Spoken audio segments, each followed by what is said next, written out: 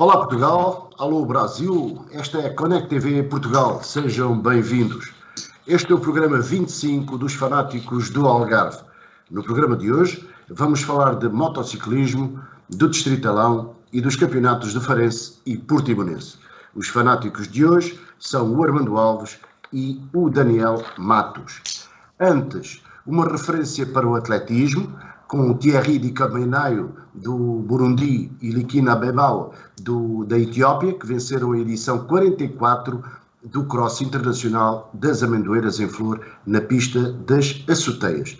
O Rui Pinto e Carla Martinho foram os melhores portugueses, ambos com o quarto lugar. No basquetebol, o Imortal Basket de Albufeira concluiu a melhor fase regular da sua história, com um terceiro lugar, e agora nos play-offs vai defrontar o Lusitânia. O Imortal, que já tinha sido finalista vencido da Taça de Portugal. Meus amigos, algum comentário para estas duas referências? Sobretudo para o basquetebol, atendendo às tradições que a modalidade tem em Albufeira. Nos anos 80, o Imortal chegou a ser uma das equipas mais competitivas do basquetebol nacional e, passados muitos anos, consegue recuperar esse estatuto e está a fazer uma época absolutamente extraordinária, atendendo a que chegou à final da Taça de Portugal e ficou na fase regular entre as 3 melhores equipas do país.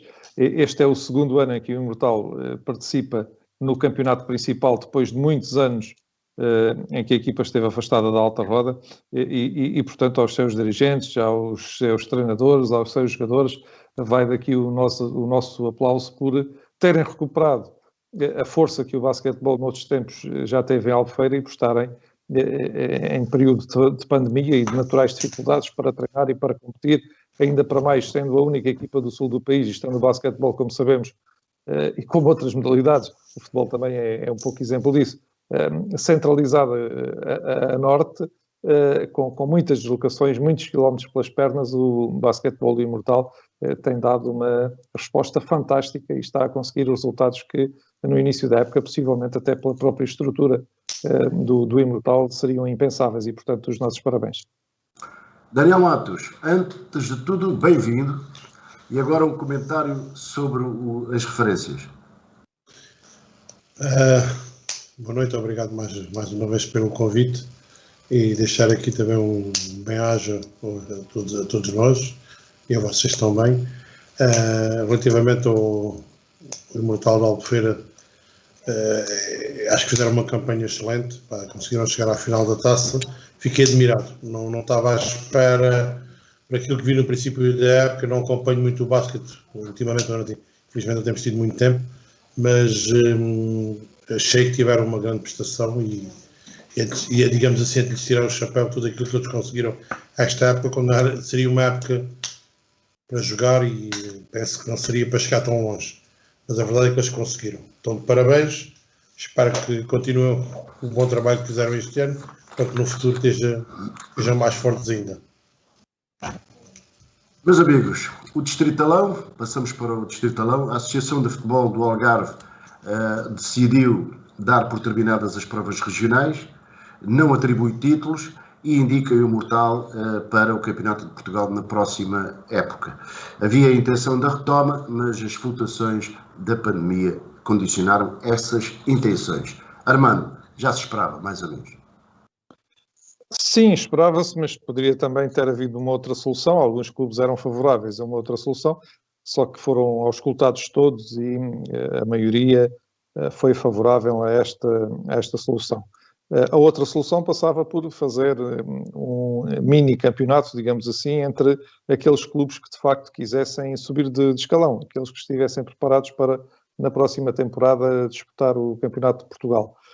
No entanto, prevaleceu esta solução, que faz com que as equipas tenham disputado pouco mais de meia dúzia de jogos. As que jogaram mais vezes, creio que disputaram 10 jogos. E, portanto, é uma época coxa, uma época que faz com que muitos jovens do escalão sénior não tenham praticado desporto. Faz também, e esse para mim é o problema mais grave, é que os escalões de formação não tenham registado atividade, os escalões de formação, tanto a nível nacional como a nível regional, não tenham registrado atividade nesta temporada.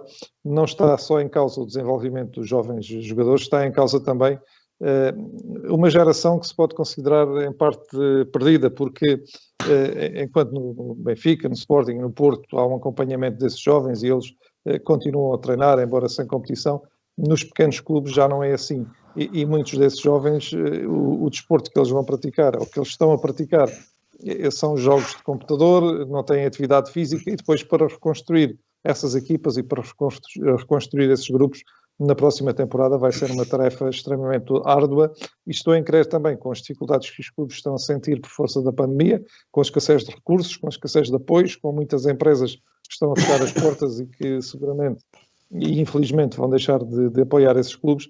Também vai ser mais difícil reunir condições para criar equipas de formação e, portanto, estamos aqui a falar de um ano sem futebol jovem, mas que se vai refletir por muitos e muitos anos até conseguirmos recuperar a força que o futebol jovem tinha antes desta pandemia. E esse, para mim, é o efeito mais grave, pior ainda, e bem mais gravoso do que a circunstância de, no escalão sénior, não haver mais competição até ao fim da temporada. Mas pelo menos agora há uma abertura para a formação. Mas é uma abertura que em condições muito difíceis, e depois também, se olharmos ao espaço de tempo que nos separa do final da temporada, que campeonatos ou que provas é que se podem disputar? Eventualmente alguns torneios e treinos e pouco mais. E depois muitos clubes, o que se coloca em alguns municípios é que são os próprios municípios que estão a suportar os testes. Mas há municípios que não têm essa disponibilidade e fica o encargo nos clubes. Muitos clubes não têm recursos para isso. E, portanto, o que vamos ter aqui também será um começo do futebol jovem um pouco aos fecheiros. Nos casos haverá condições para isso, porque ou aparece um patrocinador ou um patrocinador também, algum pai mais abastado, não senhor, vamos para a frente e a minha empresa ajuda e apoia. Isso acontece com muita frequência e ainda bem que acontece, não é uma crítica, mas vai haver outras situações onde o clube não tem recursos, onde o município também não tem, e portanto vamos ter aqui 2 ou 3 andamentos diferentes nesta retoma do futebol juvenil e creio não, sei que em muitos municípios não haverá condições para qualquer tipo de retoma, porque depois o que se coloca também é, vamos fazer todo este esforço, quando a época está no fim, mais vale criarmos condições para iniciarmos a próxima devidamente organizados. É isso que muitos municípios e vários clubes estão a fazer, e creio que a retoma não irá além dos 20%, 25% daquilo que sei em vários municípios aqui do Algarve. Daniel, terminadas as provas, o Imortal é indicado para o Campeonato de Portugal. Qual é a tua opinião? Olha, é o que estava previsto. Aliás, é o que eu achava que tinha mais bom senso, fosse a atitude com mais bom senso, era escolher a equipa que reúne melhores condições para poder avançar.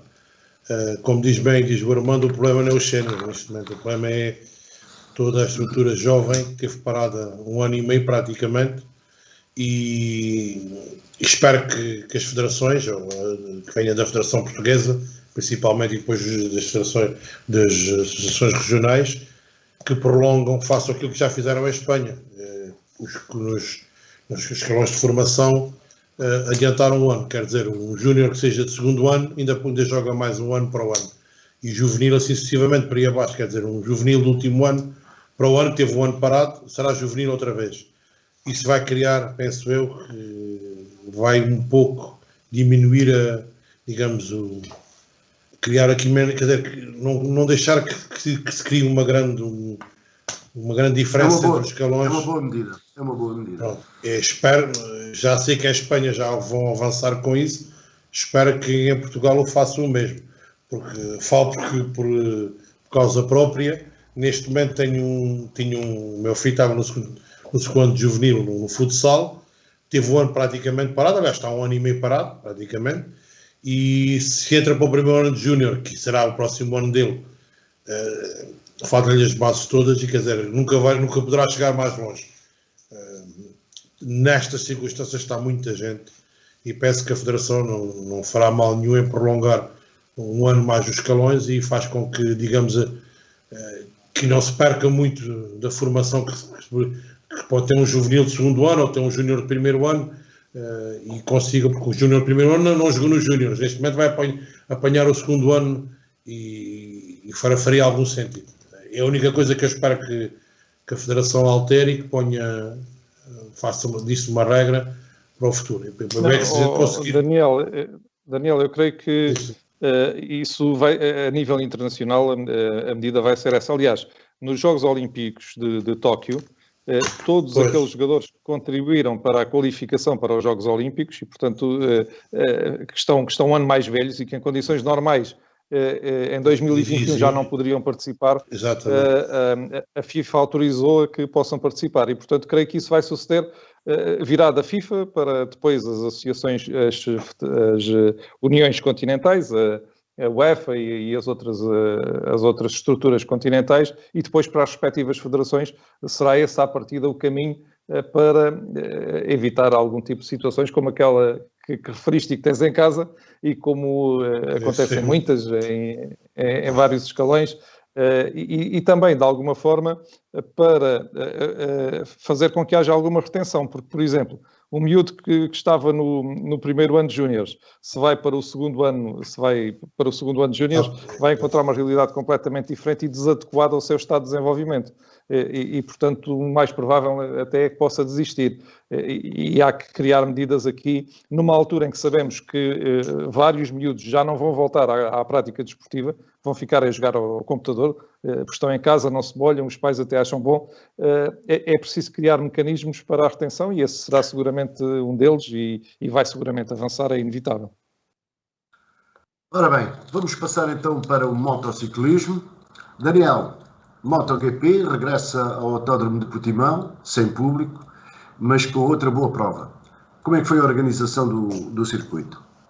Ora, foi uns dias complicados de trabalho na semana antes, porque tivemos que montar tudo numa semana, devido também um pouco à ocupação que tínhamos no circuito na semana antes, isto como estamos todos com este problema do Covid, tudo o que é clientes também não podemos usar. Montamos tudo numa semana, foi uma loucura. Conseguimos a partir de na segunda-feira às 8 da manhã a trabalhar e foi até quinta-feira à noite para finalizarmos tudo. Não foi fácil, mas foi feito mais uma vez e é um prestígio para todos nós, para os portugueses em si, e receber a caravana do MotoGP em Portugal. Já há muitos anos que não vinha, veio o ano passado e vi no espaço de 6 meses, está cá outra vez e felizmente correu tudo bem. Aliás, as imagens falam por si. A única coisa que me custa e que me dói o coração, digamos assim, é ver as bancadas vazias. O que acontece no futebol, que a gente fala muito, uma prova deste gabarito em Portimão, sem ninguém nas bancadas. Aliás, posso-vos dizer que na partida do MotoGP fui para a curva 1 e era a única pessoa que estava na bancada. É triste se ver um evento desta dimensão e ainda temos público, mas é o que temos neste momento, é o que estamos a viver todos e não é fácil para quem lá esteve olhar para as bancadas e ver a falta de público. Armando. Olha, creio que na semana passada falamos nisso aqui. Os cinemas reabriram, os teatros reabriram. Então, um evento desportivo ao ar livre, porque é que não pode ter público? Desde que se respeitem determinadas regras. É quase incompreensível. É quase não, é mesmo incompreensível, porque, inclusive, há pouco mesmo antes de entrarmos aqui neste programa, estava aqui a receber uns convites para espetáculos de teatros e musicais, que são espaços fechados, que muitos deles em que o ar-condicionado funciona de forma deficiente, em que só tem uma entrada e por aí fora. Então, isso pode funcionar. E um circuito que é um espaço amplo, é o maior espaço desportivo do Algarve, não pode ter público nas bancas. Eu não vou dizer que, podemos colocar aqui toda a gente e encher, não é isso. Mas não podemos colocar pelo menos aqui 15% da lotação disto, não podemos colocar aqui 20% da lotação. Então, a Fórmula 1 no ano passado fizeram-se depois algumas críticas posteriores, mas que se saiba, não houve nenhum surto de Covid na sequência da presença de público. Não foi nenhum surto como estes agora da construção civil. até porque seguiram algumas medidas de segurança. É normal que numa outra situação haja gente que se exceda. Mas se formos por aí, então também não se abrem as esplanadas, porque também houve uma grande afluência às esplanadas, nem sequer se vacina as pessoas porque há filas para as vacinas, e é um risco. Portanto, há que ter bom senso nestas coisas e parece-me que faltou aqui bom senso às entidades que gerem estas questões, porque era perfeitamente possível ter em quantidade reduzida 10, 15, 20%, o que entendessem, mas daria outro brilho à competição e seria também uma forma diferente de promover o Algarve, de promover a modalidade, de permitir que as pessoas se aproximassem de um evento de grande dimensão como é este, com a nata do motociclismo a nível mundial e com algo que é muito importante para todos nós, que é a presença de um português, do Miguel Oliveira, neste circo do MotoGP, e ainda para mais, não foi muito feliz agora, mas ainda para mais tendo ele vencido a corrida do ano passado aqui em Portimão, e seguramente que para o Miguel e para todos nós seria uma alegria ver ali as bandeiras portuguesas desfraldadas e ver um apoio completamente diferente ao Miguel. Isso, lamentavelmente, não foi possível e, para mim, é algo, repito, completamente incompreensível. Não se justifica que haja teatros e que haja cafés e outras coisas abertas, espaços fechados, espaços muito limitados, e que no maior anfiteatro desportivo do Algarve isso não seja possível. Não entendo, não consigo entender. O Miguel Oliveira caiu e ficou em 16º lugar e fora dos pontos. Temos tempos difíceis para o Miguel Oliveira na KTM. Daniel? Temos. Não é fácil mudar de equipa. Quem é do meio ou quem está mais ligado ao motociclismo sabe que, apesar de ter mudado de equipa, não mudou de marca, mas é sempre, a moto é nova e está refém o Miguel agora de uma situação que alguns pilotos também estão, que é os pneus. Acho que a Michelin, a marca Michelin, que a gente não pode fazer publicidade, mas tem um problema para resolver ali, porque, aliás, tivemos 7 quedas na corrida, 6 desistências, se não me engano, a MotoGP, acho que foi o recorde dos últimos tempos de acidentes em MotoGP, por causa do pneu da frente. Isto é um bocado engraçado, ainda não tem graça nenhuma, mas acaba por ser engraçado dizer. Os pilotos neste momento estão reféns de um pneu que não funciona, que é a opção mais dura e que não trabalha, e que toda a gente viu, toda a gente se queixou, todos os pilotos que iram por causa do pneu da frente. O Miguel vai ter que fazer um trabalho árduo para conseguir agora pôr a moto de maneira que consiga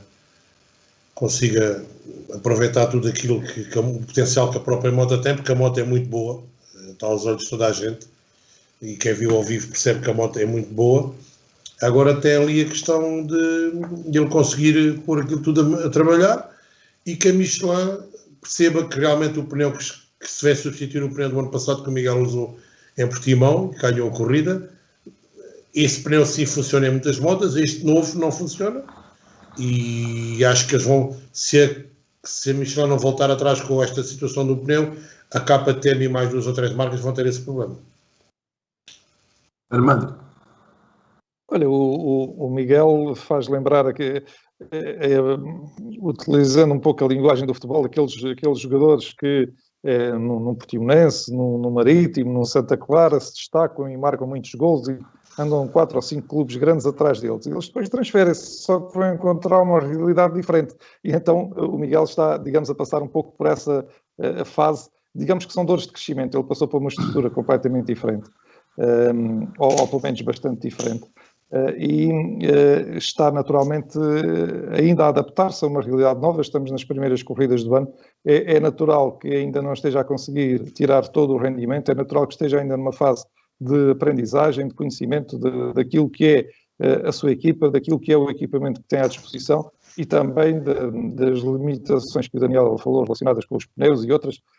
E, portanto, não vamos agora também pedir ao Miguel que em todas as corridas esteja ali a top e que quase nem precise de aprender o que é a sua nova moto, o que é a sua nova equipa. Há que dar tempo. Eu acredito que com o tempo ele é muito determinado, muito perseverante, é um lutador e subiu a pulso, como sabemos, até aqui, e eu acredito que com mais tempo de trabalho com o maior conhecimento daquilo que ele tem em mãos e também com o maior conhecimento das características dele por parte da equipa, que o Miguel vai seguramente conseguir fazer melhores resultados esta temporada e vai ainda dar-nos muitas alegrias num campeonato que é mais competitivo este ano, que mais não seja pelo regresso do Marques, não é?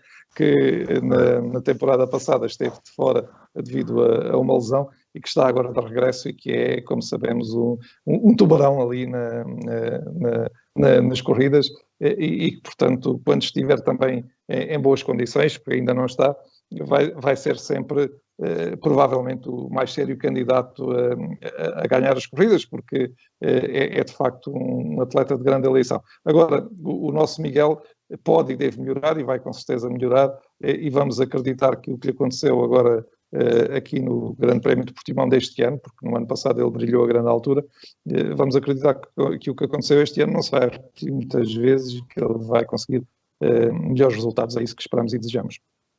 O Fábio Quartararo, da Yamaha, venceu a prova, com o Francisco Bagnaia, da Ducati, em segundo, e o Joan Mir, da Suzuki, em terceiro lugar. Com 3 provas realizadas, o Quartararo lidera a classificação de pilotos com 61 pontos.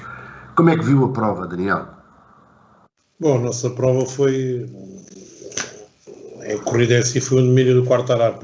Primeiras voltas ele andou um bocado... Aliás, nós falamos antes da corrida, a não ganhar o Miguel, achamos que o piloto que estava mais forte era o Quartararo. A moto está muito bem, a Yamaha conseguiu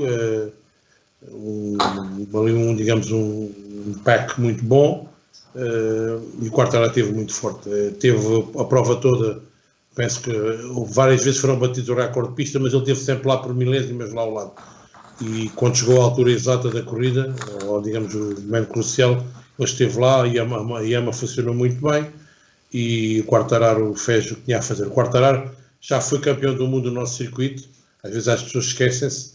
O Quartararo foi campeão no Mundial de Moto3 Júnior, penso que há 5 anos ou 6 anos em Portimão. Tem um conhecimento do circuito muito bom. A gente às vezes fala, o Miguel é português, o Miguel... Não, os outros pilotos já que todos cá andaram, todos andaram muito. Inclusive o Quartararo já foi cá campeão do mundo de júniores. Por isso aproveitou o conhecimento que tem da pista e aproveitou muito bem. E penso que a Yamaha está muito forte. Aliás, a Yamaha entre as corridas ganhou 2, por isso alguma coisa se passa. E digamos temos ali... Vamos ter um campeonato muito forte, mesmo com a entrada do Marques agora, mas penso que a Yamaha e a Ducati em alguns circuitos também está forte. E temos uma série de miúdos novos que entraram e temos aqui pena a queda do Jorge Martino logo no sábado. A verdade é que, na sexta-feira, digamos, o Jorge Martino estava forte também. Estava muito forte mesmo. Muito forte. Aliás, estava forte mais que até, coitada, acabou-se de aleijar. Aliás, vou deixar aqui também uma nota, tivemos 57 quedas este fim de semana. Não é normal, mas a verdade é que as tivemos. E só tivemos um caso, digamos, mais grave, foi o Jorge Martino, teve 2 fraturas na mão e uma no tornozelo, o resto foram quedas de corrida ou quedas de treinos, mas a verdade é que o circuito também é um circuito muito seguro para os pilotos, mas pronto, tudo correu bem dentro da medida do possível, a corrida foi de MotoGP foi muito forte, e vamos ter um campeonato até, quase certeza, até a última corrida. Bom, vamos passar então para o Farense, a não ser que o Armando queira dizer alguma coisa sobre a vitória do Quartararo. Não, era de alguma forma em relação àquilo que se foi passando no fim de semana, era algo já esperado e também algo que se tinha passado no Qatar, de dizer que aquela questão que o Daniel falou aí bem, que, bom, este é um circuito muito técnico, é para conhecedores, mas a verdade é que toda a gente que anda neste circuito do MotoGP já conhece suficientemente bem o traçado. Eu tive a oportunidade de entrevistar na véspera da competição o Joan Mir, o atual campeão do mundo, e o que ele me dizia é que é de facto um circuito muito exigente, com várias curvas cegas e em que é necessário saber exatamente qual é a trajetória sem se perceber o que vem à frente. Mas o que acontece, dizia ele, é que de tanto passarmos, do conhecimento que já temos do traçado, já sabemos exatamente por onde é que temos que ir e, portanto, aquele efeito de surpresa de quem não conhece o circuito ou de quem não está muito habituado a ele, já não existe para os pilotos que ali passam muitas vezes, como é o caso. Estes pilotos estiveram cá o ano passado e muitos deles estiveram em corridas de escalões inferiores nos últimos anos, e portanto há um conhecimento profundo. O Quartararo já tinha dado excelentes indicações no Médio Oriente, voltou a dar aqui, mas é importante lembrarmos também que no ano passado ele, na fase inicial, também se destacou, chegou a andar à frente do Mundial durante os tempos. Aliás, creio que foi o piloto que na época passada ganhou mais corridas, creio que 3, não sei se algum terá ganho mais, creio que não, mas a verdade depois é que acabou por não manter a regularidade e por ser ultrapassado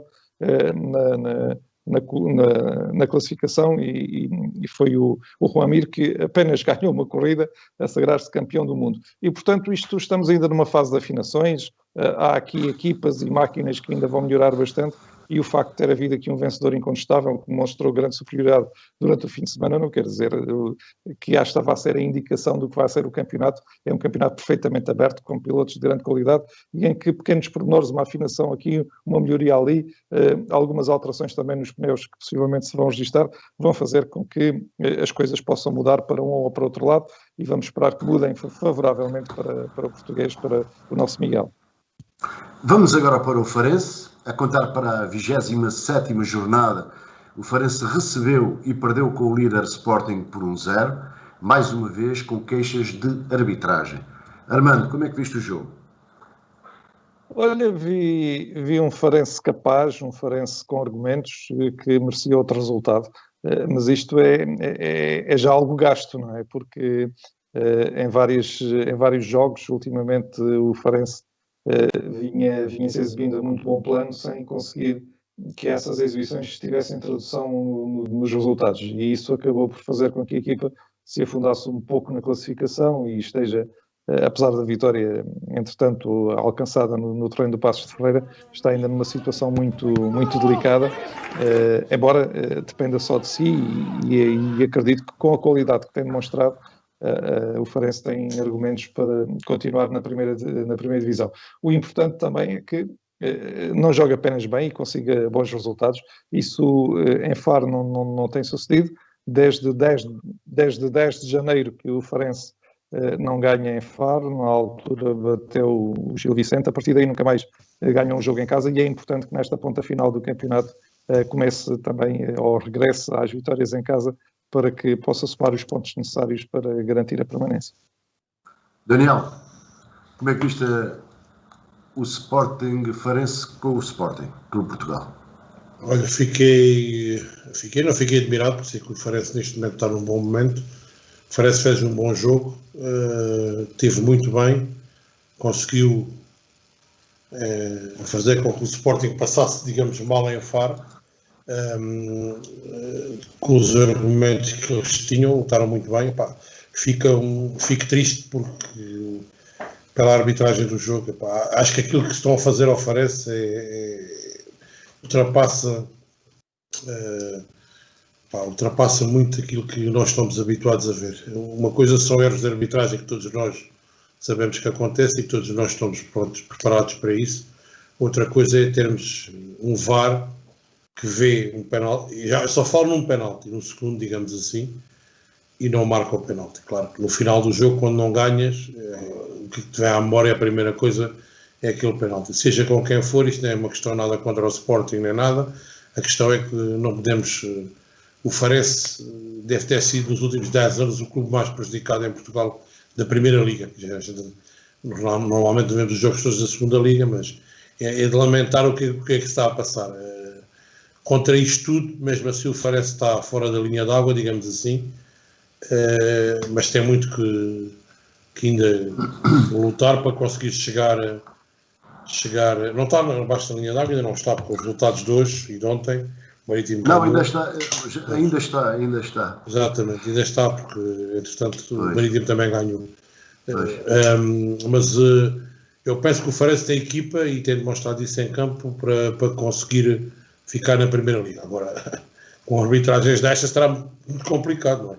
Se o Farense em cada três jogos que faz, 2 têm graves erros de arbitragem e que lhe sempre a prejudicar, nunca a beneficiar, pois, não vai ser fácil. mas penso que eles têm equipa para isso e têm equipa para lutar para cá ficar e penso que ficarão na Primeira Liga a muito custo. Será na última jornada ali com 2 ou 3 mais, disputar com mais 2 ou 3, mas penso que sim, penso que vão conseguir.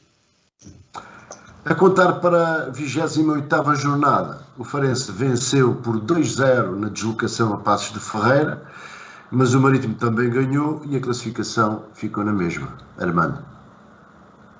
Não ficou propriamente na mesma, porque, entretanto, há aqui um aspecto importante que é o regresso às vitórias, com o que isso tem de reforço anímico na equipa do Farense. A equipa vinha de três derrotas consecutivas, ganha um jogo e ganha muito bem, com uma segunda parte excelente, em que foi claramente superior ao Paços de Ferreira.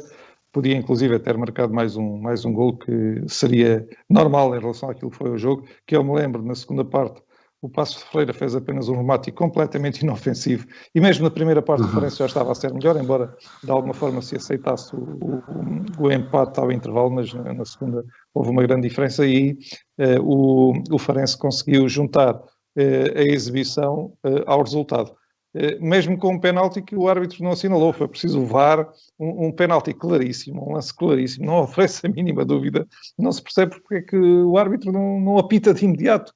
É necessário ser chamado pelo VAR, ir ver as imagens, é quase incompreensível uma situação como aquela que se viu ontem, mas pronto, o penalti acabou por ser marcado, desta vez não se pode falar em injustiça. E houve mais uma boa exibição do Farense, mesmo com muitas limitações. O Jorge Costa praticamente não tinha extremos, e quando o Licá se lesionou teve que colocar o Fabrício numa das alas, o Fabrício que normalmente joga pelo meio, mas mesmo com essas limitações o Farense jogou muito bem, e teve algo que é importante, é que para uma equipa que está nos últimos lugares da classificação, soube sempre o que fazer com a bola, não jogou, como se costuma dizer, sobre brasas.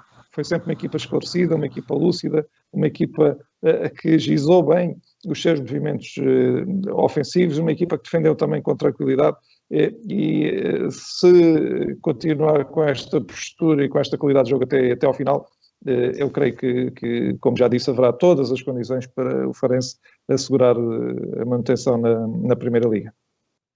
Daniel, 28ª jornada, uma boa vitória em Paços de Ferreira, que está em queda. Acho que o Farense aproveitou a queda a pique do Paços de Ferreira. Não, o Farense esteve muito bem, eu felizmente só consegui ver a segunda parte, depois vi o resumo todo e achei que toda a gente achou que o Farense está bem neste momento, aproveitou o mau momento do Paços de Ferreira, que não parece a mesma equipa da meia dúzia de jornadas atrás, ou aquela com a qual o Portimonense chegou há cerca de um mês, e o Farense teve, aliás, achei que o resultado até foi escasso para aquilo que o Farense fez. Teve muito bem, como disse o Armando, estiveram muito seguros na segunda parte, mesmo como estavam a ganhar 1-0 e o Paços Ferreira tentou atacar, eles estiveram serenos, calmos, tranquilos, parecia uma equipa, não parece uma equipa que, digamos, está aflita. Estiveram muito bem, depois souberam aproveitar o contra-ataque, dar o segundo golo, muito bem, e penso que tenho pena que o Farense na próxima jornada jogue com o Portimonense, mas pronto. Podias perceber outro adversário em casa, não o Portimonense, mas pronto, vamos ver. Mas acho que o Farense tem tudo aqui neste momento. Tem uma equipa em exceção, enquanto todos já estão em queda. O Farense poderá, com muita luta e determinação, ficar na Primeira Liga. Bom, já que falaste nisso, vamos então falar da jornada 30, que vai haver um clássico no Algarve com o Sporting Farense contra o Portimonense. As equipas em momentos diferentes. Armando. Sim, em momentos diferentes. Vamos ver a hora e no dia em que estamos a fazer este programa, o Portimonense ainda não jogou com o Benfica, e se o Portimonense, por exemplo, ganhar ao Benfica, o Portimonense animicamente estará ainda mais reforçado, dará sequência a uma série que já vai em 3 vitórias. Agora, se tiver um resultado negativo, também poderá, de alguma forma, acusar esse resultado depois no derby. Portanto, vai depender um pouco daquilo que se passar no jogo entre o Portimonense e o Benfica desta quinta-feira à noite. qualquer forma, é um Portimonense sempre mais tranquilo. O Portimonense, nesta altura, tem 32 pontos, está na primeira metade da classificação, embora me pareça que, com o equilíbrio que existe na luta pela permanência, 32 pontos não vão chegar. Portanto, o Portimonense precisará aqui de fazer mais 2, 3 pontos, até porque esta temporada há um aspecto que às vezes nos esquecemos, é que são 2 que descem diretamente, mas pode ser mais um.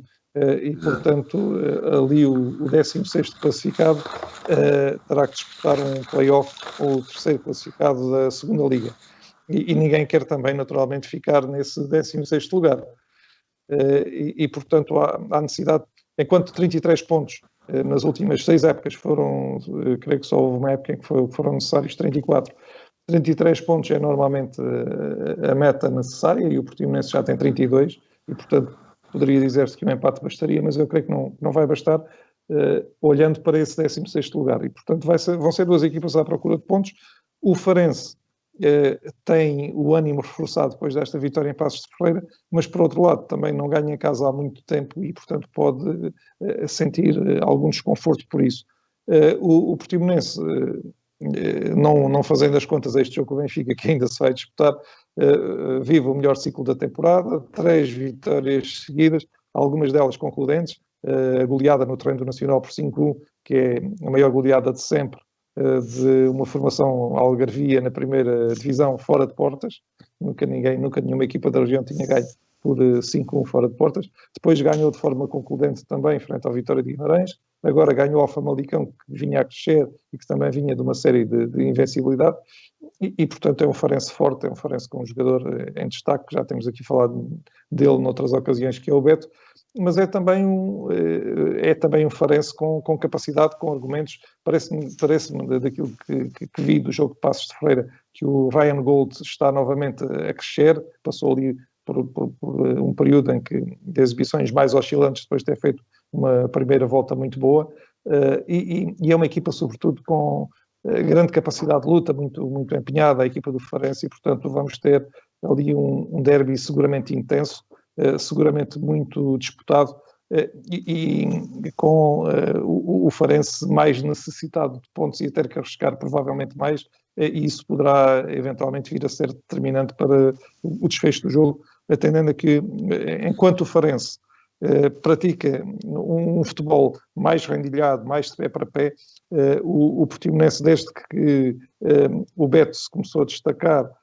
pela sua capacidade física na frente de ataque, utiliza um futebol mais direto, mais à procura do Beto, mais à procura dos rasgos individuais do seu avançado e da sua capacidade de remate, e portanto vamos ter ali também 2 estilos em confronto.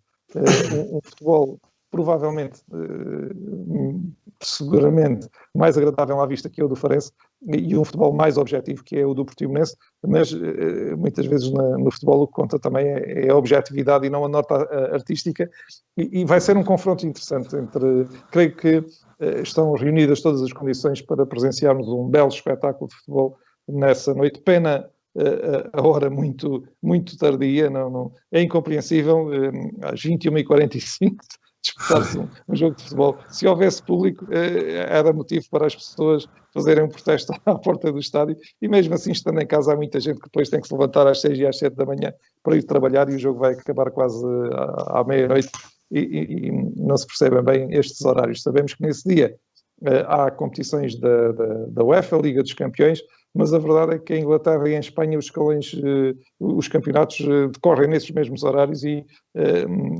ninguém respeita esses horários. Só aqui em Portugal é que isso sucede. Porquê? Porque há interesses dos operadores televisivos e, portanto, enquanto estão a decorrer os jogos da Liga dos Campeões, as pessoas estão a ver esses jogos.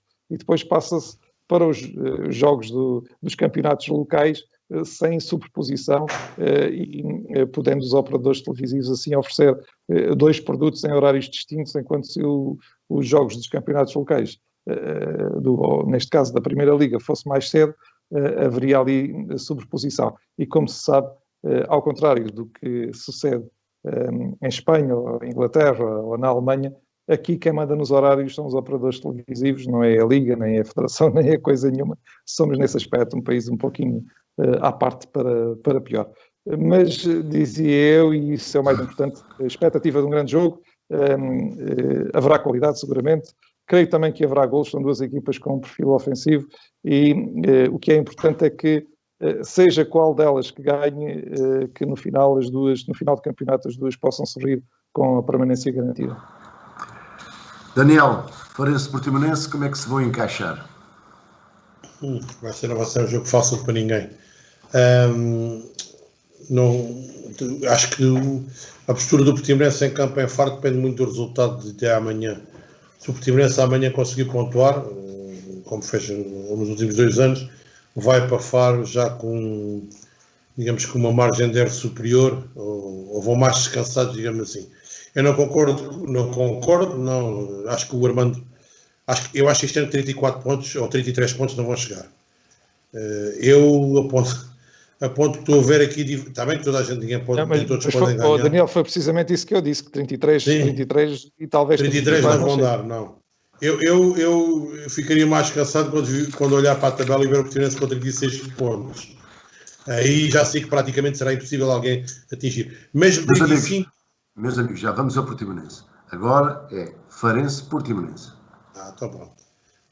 Do jogo em si vai ser... É um derby com um resultado sempre inesperado. Penso que neste momento o Portimonense estará melhor a jogar fora de casa, se jogar sem pressão, que o resultado da tabela que o Portimonense está neste momento faz com que o Portimonense vá a Faro jogar mais relaxado, digamos assim, e o Portimonense fora a jogar com uma equipa que precisa de ganhar. O Portimonense tem argumentos também para trazer um bom resultado. Não vai ser fácil, nunca é um jogo fácil, mas penso que o Portimonense poderá ir a Faro ganhar o jogo.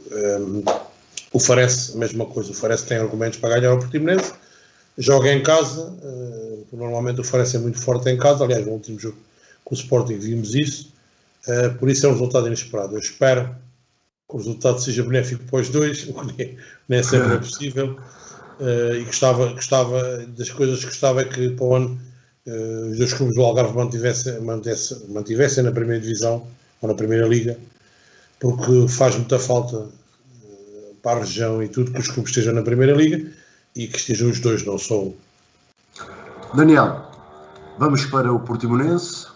A contar para a 27ª jornada, o Portimonense obteve uma excelente vitória por 1-0 na deslocação a Famalicão e já cavou um fosso de 5 pontos em relação à zona de perigo. Ora, vamos lá então fazer contas. Pois, era aquilo que a gente estava a debater há pouco. Neste momento, agora a esta hora, digamos assim, o 16º lugar tem 27 pontos, o Portimonense tem 32, tem 5 pontos. Se pontuar amanhã, que seja um empate, faz 33, e eu acho que com mais uma vitória, deixamos ter a calculadora na mão e fazer contas à portuguesa. O Portimonense esteve muito bem. Aliás, o Portimonense acabou por acontecer aquilo que eu esperava, ou que tinha falado com algumas pessoas, que era quando a engrenagem começasse a trabalhar, as coisas corriam bem. Tivemos sorte, fomos a jogar à Madeira contra o Nacional, apanhamos o Nacional numa altura muito má e fez com que o Portimonense conseguisse explorar todo o potencial que tem e aquilo que tínhamos que fazer. Tivemos a sorte do jogo também. Temos 2 gols de seguida e se mata uma equipa, um 2-0 e um 3-0 em um espaço de 1 minuto e pouco, faz com que a equipa adversária também fique um pouco, digamos, esmorecida e matamos o jogo naquele momento. O último jogo é Famalicão. Ouvi muita gente dizer, o Portimonense não ganha Famalicão, o Portimonense vai ter dificuldades. Eu disse, não, o Portimonense é Famalicão, se marcar ganha. E foi o que aconteceu. Teve muito bem, o Portimonense neste momento está a passar para a melhor fase da época, espero que assim continue, porque faz falta. E esta equipa temos muito bons jogadores e temos um futuro promissor pela frente. Deixar aqui só uma nota de gosto pelo que o Beto tem feito no Portimonense. Eu fui dos poucos, digamos, daqueles que partilho